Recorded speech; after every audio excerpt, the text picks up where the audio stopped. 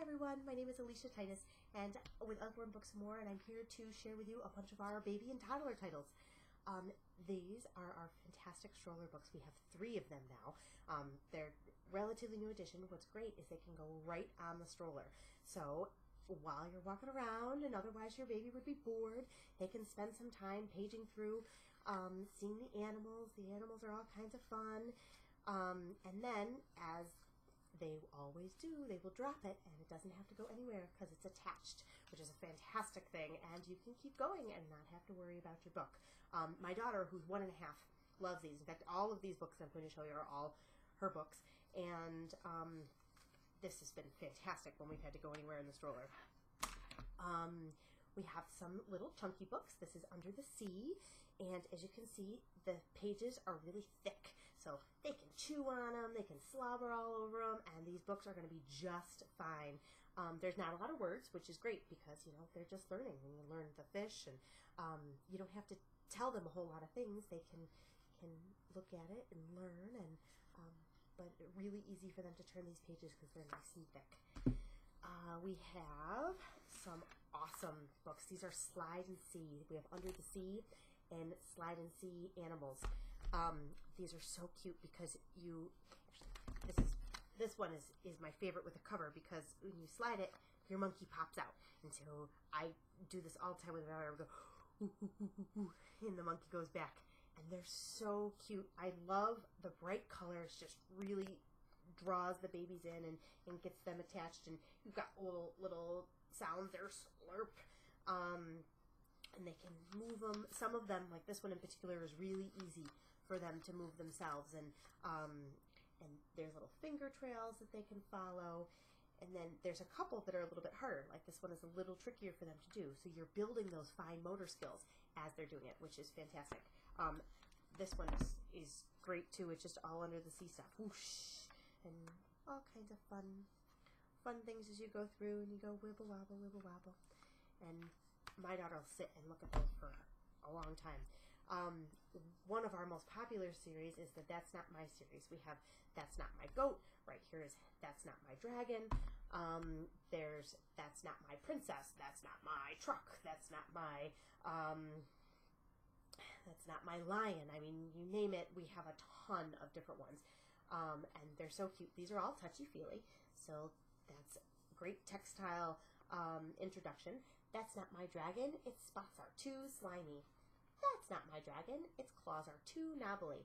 The repetitive text is a fantastic thing, and they're being exposed to different vocabulary. That's Not My Dragon. Its tail is too prickly. And then you get to the end, and it's That's Not My Dragon. Its wings are so scaly. Or That's My Dragon, I'm sorry. Its wings are so scaly. And so they get all excited about that. One thing that I didn't predict when I pulled these out for my daughter is that my son, who was 4 at the time, started reading them to her. They are perfect for your beginning readers because it's that predictable text, which is what teaches them how to read. It wasn't my intention, but hey, it's great, and it's really fun to sit and see them together bonding over it. But those books are awesome. Also, on every page is this little mouse that you see. It doesn't talk about it, it's just there on every page, so you can have your babies find that if they so desire. We have a bunch of books that have buttons to push for noises. I love this one, Baby's Very First Noisy Nursery Rhymes. Go through a lot of your traditional nursery rhymes. Ba Ba Black Sheep, Hey Diddle Diddle, Hickory Dickory Dock, Humpty Dumpty, Twinkle Twinkle Little Star. The sound quality is great. Twinkle, twinkle, little star, how I wonder what you are. Up above the world so high, like a diamond in the sky. Twinkle, twinkle, little star, how I wonder what you are. It's great for them to learn those nursery rhymes. They are really important for kids learning as they're going through. We have a bunch of just noisy books. This one is Noisy Zoo. We have Noisy Robots and Noisy Orchestra and all kinds of different things. But the sound quality on these are great too. What a noisy lion. What a Noisy Elephant, and it just goes through with a bunch of the different animals, and it's the same thing on every page on this one in particular anyway. And at the end, you got the whole thing. What a Noisy Zoo, and I can go through and push all the buttons again, but lots of fun. So then we have other books, so like the one where you could find the mouse. There's everything by this author, Stephen Cartwright. You can find either a puppy or a duck on every page. Most of the time it's a duck, but this one happens to be Find the Puppy, and we have Find the Duck. But then anything else he writes, there's a duck on every page too, which is fun. So Naughty Puppy likes to play. Can you find him on every page? And, you know, you find him in little areas. My daughter is obsessed with puppies right now, so she is so excited to find the puppy on each page. And again, nice, great, big, thick pages. So they can chew on them, they can throw them around, and really the books are gonna hold up, which is fantastic. We have word books, My First Word Book. We even have My First Word Books in different languages, which is great. So you can introduce the different languages, which you could do with babies and toddlers, or you could do with older kids with, you know, like a Spanish, My First Spanish Word Book. Great big pictures to go with it. Your words are there. Definitely talks about different categories, and you know, you can sometimes you don't see like a plant in every one of these My First Word books. One thing I really like is that you get your action words. I can run, I can sit, I can taste, and so you can kind of introduce things that you don't necessarily see in these normally. But I love this one. This is my very first book of things to spot. There's so many things to spot books all over, and a lot of times, you know, they're small and they're not really meant for young children because it's hard for them to point out the pictures. But these have great big illustrations, and so it's really easy for the kids to kind of take it in and start to look at these things and be excited about them. And one of my favorite parts about it is it asks questions. So you're not just having the kid look at the page and think about things. It's things like spot a cat wearing a scarf. So you can look through and find the one with a scarf. There's this one is find the smallest toadstool. Well, how often do you talk about a toadstool with your young children? So you're building their vocabulary and you're enriching their lives as you're teaching them about these different things. And it is a skill to find the smallest one. And obviously all kids are at different stages, but you can use the questions to extend it. When they're ready for the questions, ask them. When they're not, you can just be, oh, look at the cute owls, whoo, whoo, and go from there and ask those questions. But they're cute and they're fun. We're up to 3 of these now. I think very first thing to spot around your home.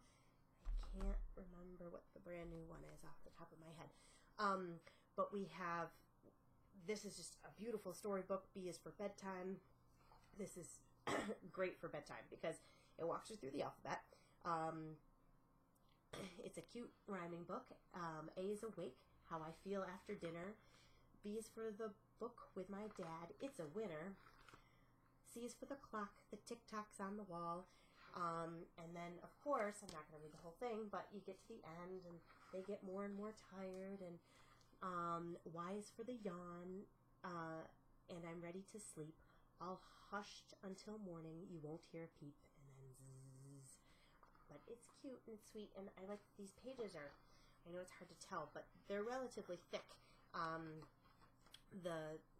Osborne does a great job with the quality of books, and these are going to be really hard for kids to rip.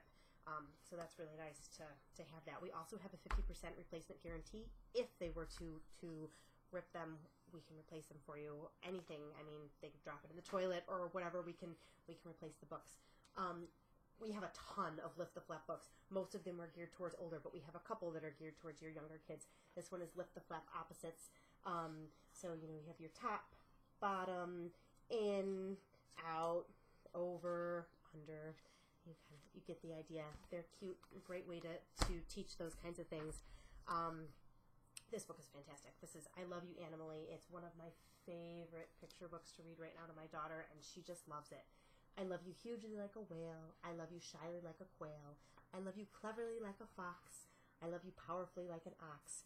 it's beautiful. And, you know, of course it's important to tell your children you love them. And there's a ton of different animals that they might not normally be exposed to. Reading to your children really does take them to a different world. I'm a Dirty Dinosaur is just fun. They actually did the illustrations with mud, so, you know, this dinosaur does really get really muddy. I'm a dirty dinosaur with a dirty snout. I never wipe it clean. I just sniff and stuff about. Sniff and stuff about. I'm a dirty dinosaur with a dirty face. I never have a wash. I just shake about the place. Shake, shake.